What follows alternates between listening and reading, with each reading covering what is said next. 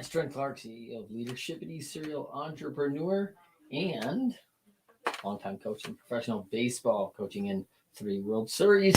And I am thrilled to be with you. It is Friday, January 7th, and this is an episode that we are going to talk about the best in the world. I do not have an interview for you today, which is good because I wanted to share something with you that the best in the world do, and most people do not. And that is so critical. And as we get through this day, we're always talking about the new year. It's about resolutions. It's about new goals. It's about maybe making some changes in the way we do things. That's awesome. I love that.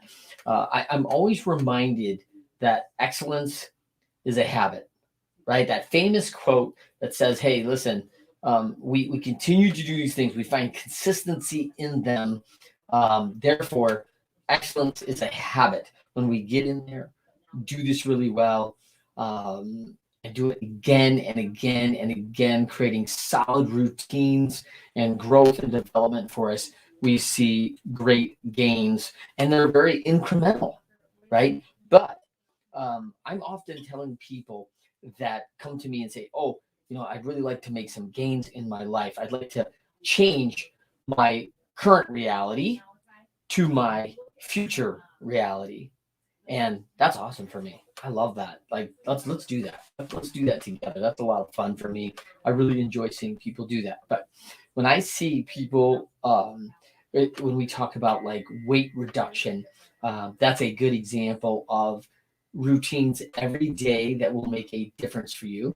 And eating better, a gallon of water, working out, doing all these things that assist in that weight reduction. And so I'm reminded of, as we've watched this stock market over the last couple of years, have just been, up, up, up. It just keeps rising and rising.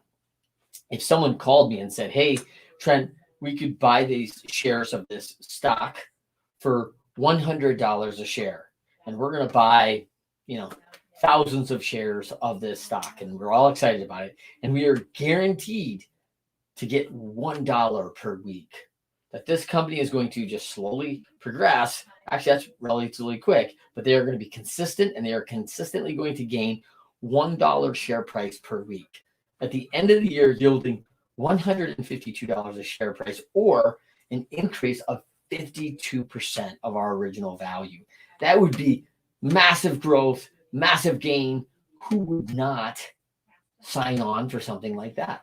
We all would.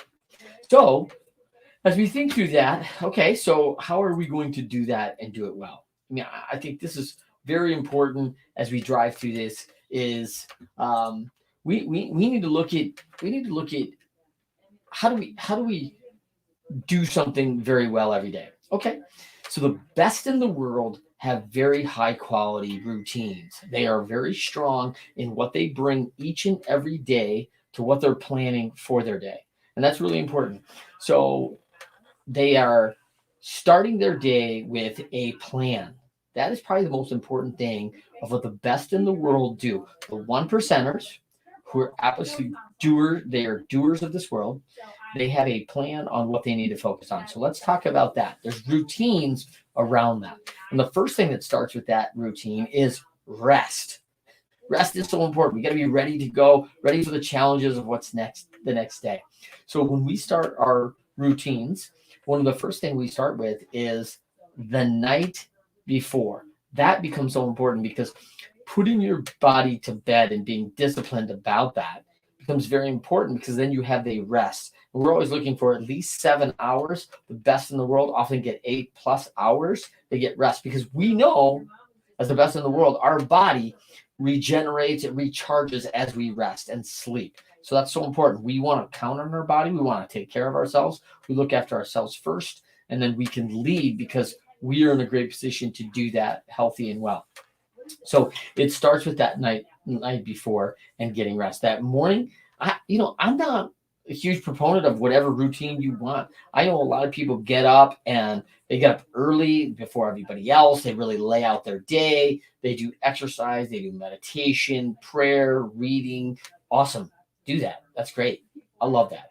But you have to find out what works for you. I also was in professional baseball for many, many years where we didn't start till 2 or 3 o'clock in the afternoon and often worked till 11:30 at night.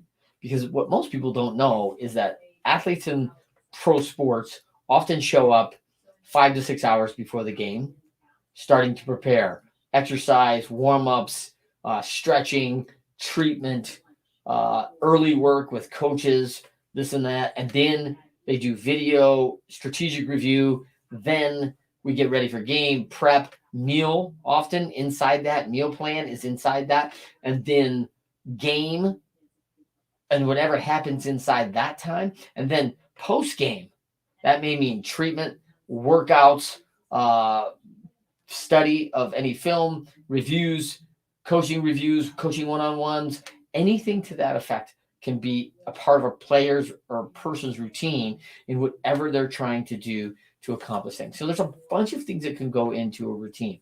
So when you look at that, what do some of the things that I need to include in my routine?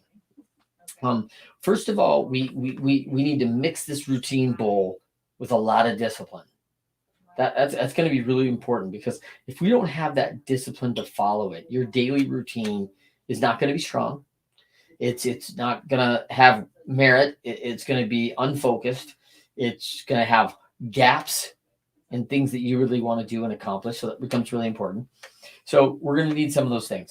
So we prioritize first our tasks, which is, what are the 3 to 5 most important things that I do that will have the maximum impact on my team, my organization today?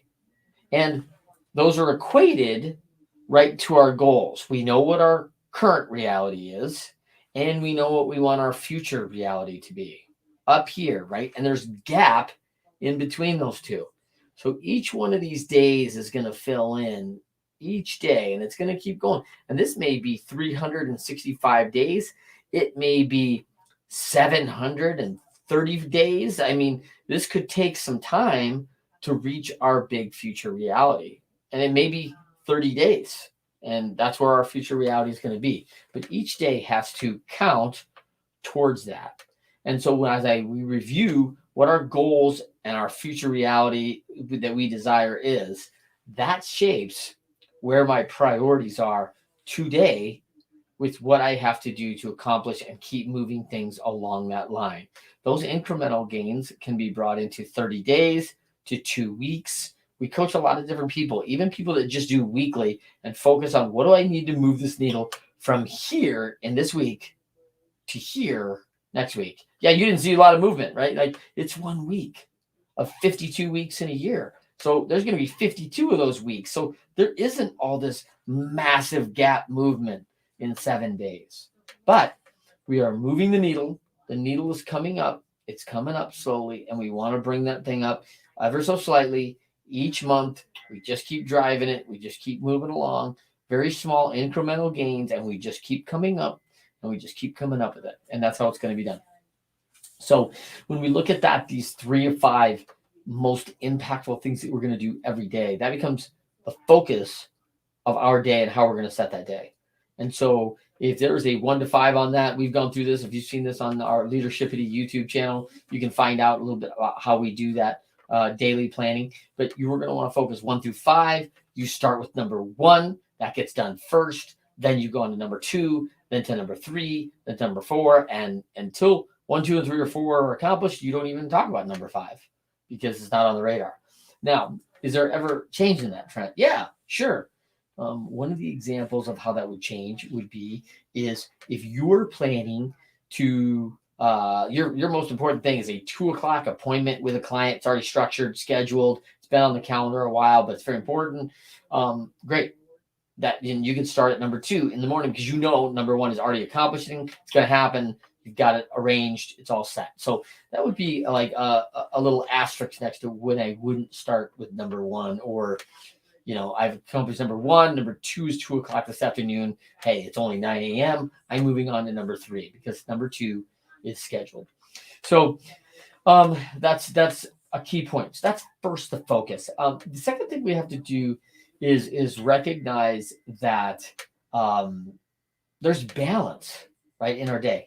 I know many just world beaters and what we have a doctorate in GSD, get stuff done, right? They get out there and they just get stuff done. And so they take their list and they're like 1 through 5 and boom, boom, boom, boom. I'm knocking these things out. I'm up at 5 a.m. because at 11 a.m., I'm going to be done with my 5 and I'm taking my daughter to lunch.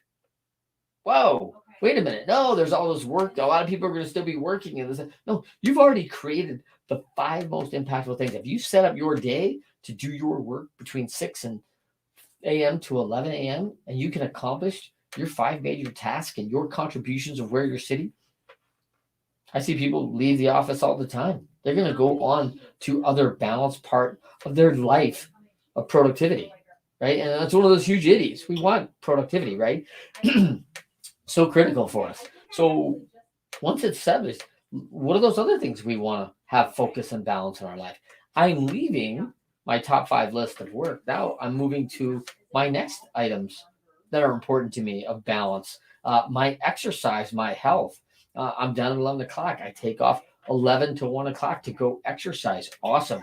Do that. Some people do that at 5 to 7 a.m. They do all their exercise routines, get that out of the way. Some people like to do it after work. They're immediately leaving at 4 o'clock.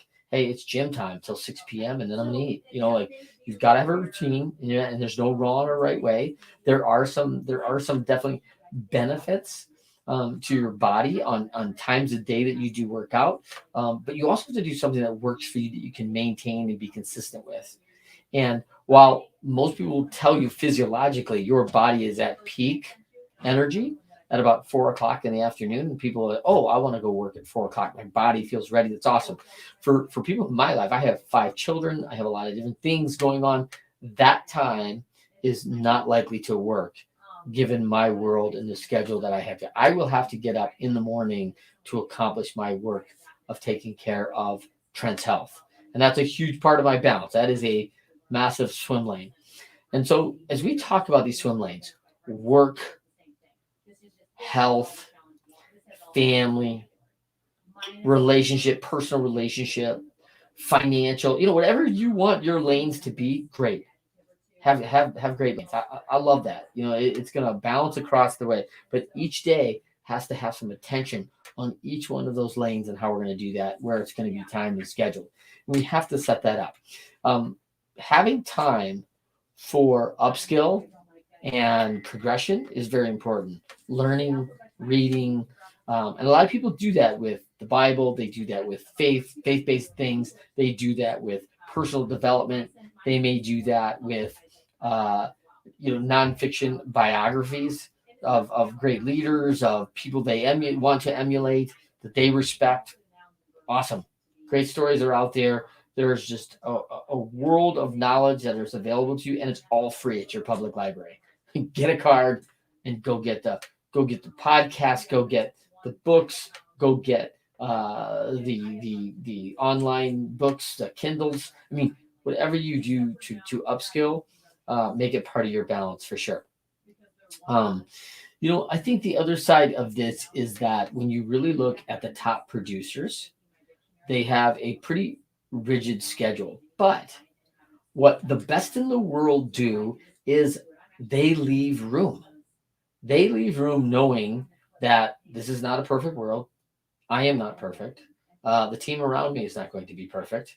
And we are going to have to make some adjustments along the way and be ready with adaptability. One of those big idiots right now, adaptability, being ready. Let's talk a little bit about adaptability because for a moment, that's taken a hot priority for people. Things are changing fast in the market, respectfully. Okay. And we're asking people sometimes to adapt. And that's not always easy. People don't love change. I get that. We certainly like certain changes in our life, so it's not like we're unaccustomed to it. Life changes pretty fast. I've never had someone in my organization say, no, I want the iPhone 6, not the 13, upgrade Pro with the new camera and the bells and whistles. Like, that seems like a pretty good change for most people. So from that side of things, people are open to change. And as an athlete, like I want to adapt and change to the best technology that can help me win. You'll see people in swimming, they change their bathing suits, they change different things that they might do, shave their hair, anything that they can do and adapt to give them an edge. They're going to do it. They like that change because it can improve their performance. And so when we're looking for that, typically, that is what we're going for. We are going for change because we believe it'll increase our productivity. It'll increase our bottom line. It'll increase job stability. It'll increase our learnings, our efficiencies, whatever you want to call it. Leadership is looking for change to be better. I rarely have heard leadership like, you know what, we need to make some changes because we're doing way too well. And I think we just need to tone it down and get a lot worse. That's what we really need to do. We are way too productive. This is not good for us. I don't hear that. Right? So why are people making change? So in our hearts, we need to have a little faith in people. We need to have a little faith in our organizations that this is, in fact, is being made to benefit me. Because if this change happens and we continue to increase our productivity, there's job security and productivity. There's job security because you are wanted by more clients. You are into more business. You are expanding services. You have upskilling to other ideas and giving your resume and more ability for you to do things. So I think it's in the end, it does serve you. It doesn't feel always like that right when you get into it, right? It just doesn't always feel like, oh, this is great for me. But in the end, I would say oftentimes, usually 90%, this is going to benefit you in the long run to adapting and being better.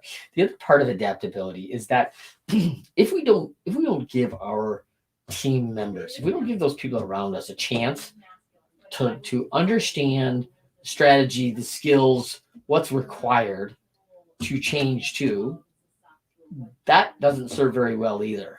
Because I see a lot of organizations who say, well, let's do some adaptability. Let's use the example of a game.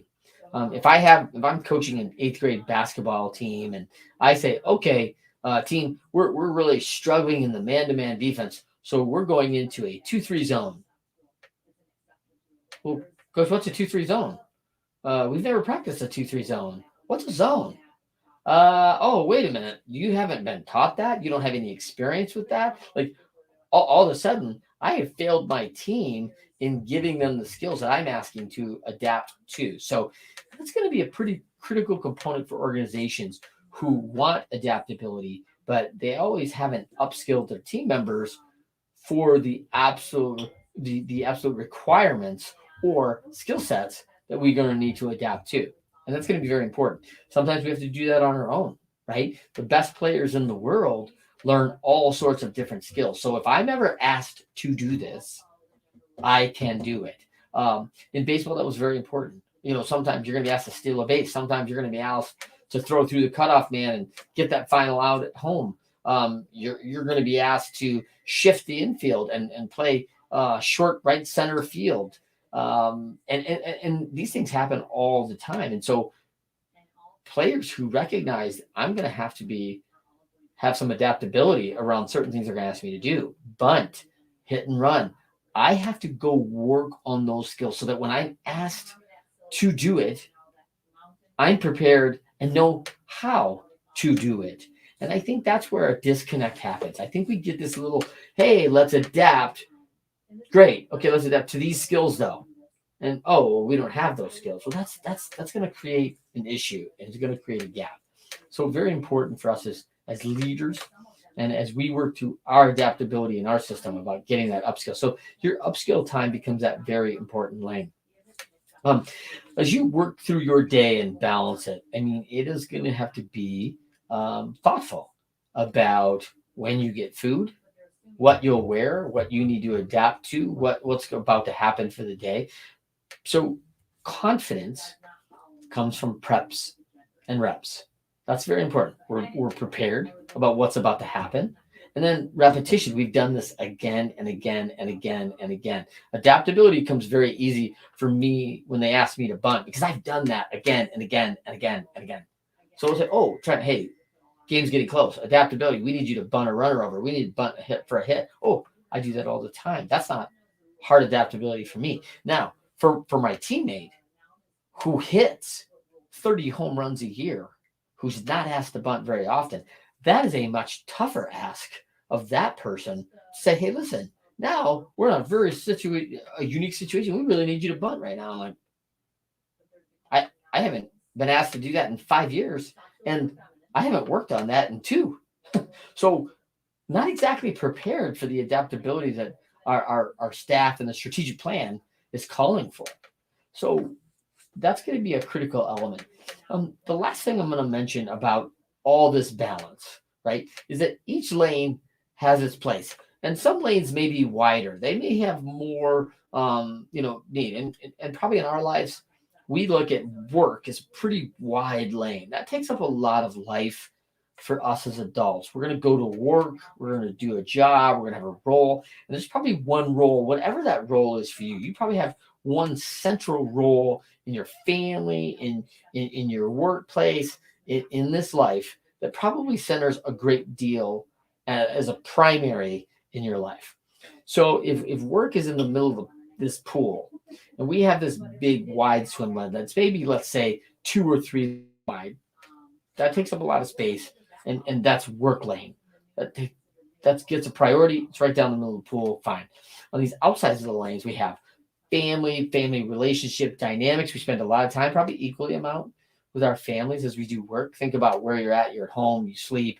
Where are people at? There's a lot of hours intercommunicating with your family members. There's your personal relationship. There's your financial, and that may be even a lane that you need to look at. It may not be a wide lane, but it's a lane you have to consider. Now, this is what I will tell you that the best in the world are very good at. They're very good at taking care of each lane. And what I see in people is that they tend to, many people who want to get up to that top 3%, they want to keep going to that top level edge. They don't take care of certain lanes. They let those go, right? And we've seen it with friends.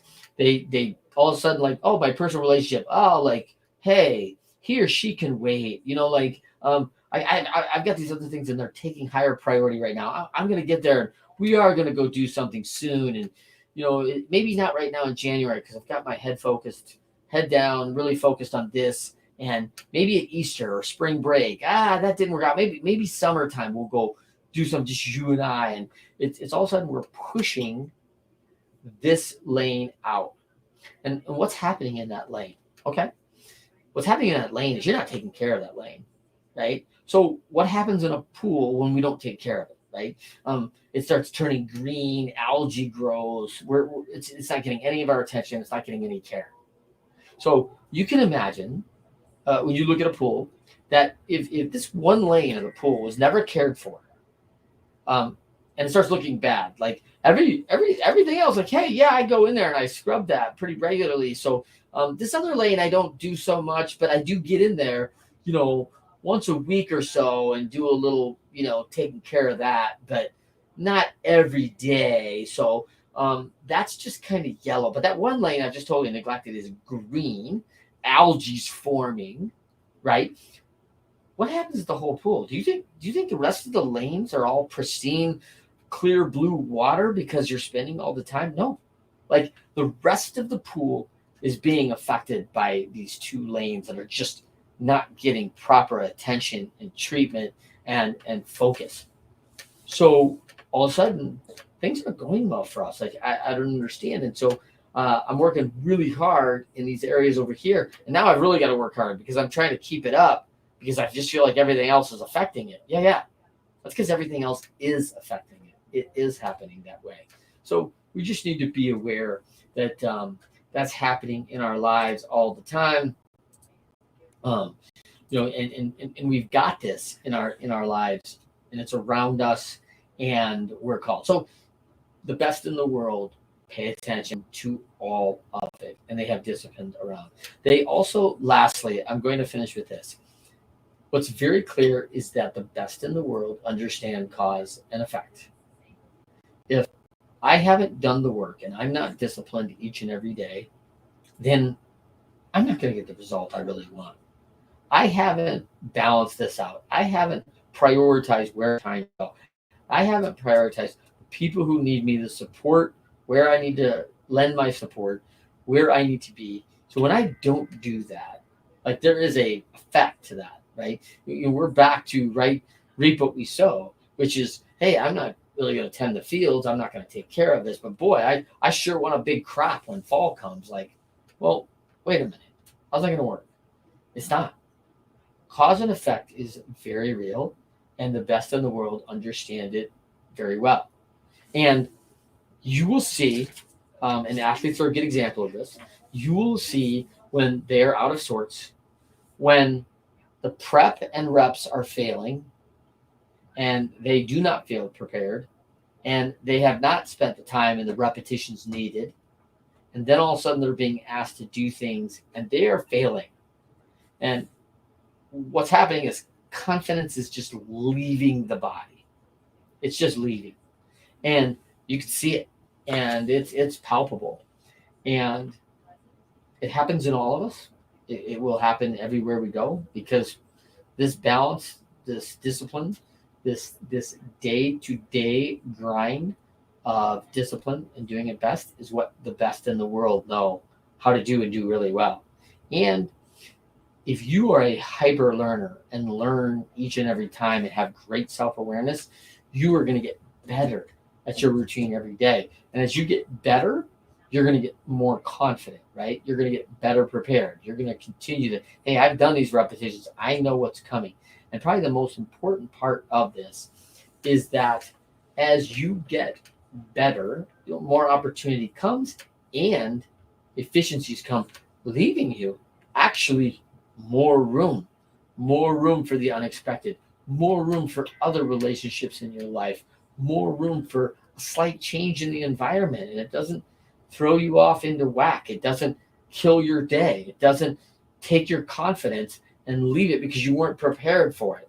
I mean, all this gives you space, it really leaves you room for better relation, for more pointed delegation with your team members, for more pointed coaching to help other people come along the way, to get them better, more pointed time for mentoring, more pointed time for modeling, more pointed time for that special someone who really needs you in their time of need and needs your support. So that is going to be really critical and evident in the best in the world and their daily routines. And if you know someone who you consider to be the best in the world at something, at your work, at your organization, someone that you know that's close to you, a family member, talk to them a little bit about how they set up their day, how they become great achievers, just working at this every day with a discipline and focus and understanding cause and effect. As always, thank you for joining us on the Winners Find a Way show. I am Trent Clark, CEO of Leadershipity. You can find me at Trent@leadershipity.com, www.leadershipity.com, all the major networks at Trent M Clark or Leadershipity. And we are happy always to hear from you. Join us every Friday at 12:30 on the Winners Find a Way show. Looking forward to a couple great interviews coming up in January. Super excited about some real just all-star one percenters. And then, of course, also on Ask Me Anything. You can send an email with the tag of the subject line AMA, Ask Me Anything, and put your question in. We submit. We choose 3 questions every week, and we go over that on Friday's Catch Our Show every Friday, 2 o'clock. So hope you'll join us today. AMA, Ask Me Anything, 2 o'clock today, Eastern Time, 11 a.m. Pacific. And we'll see you next time on the Winners Find a Way show.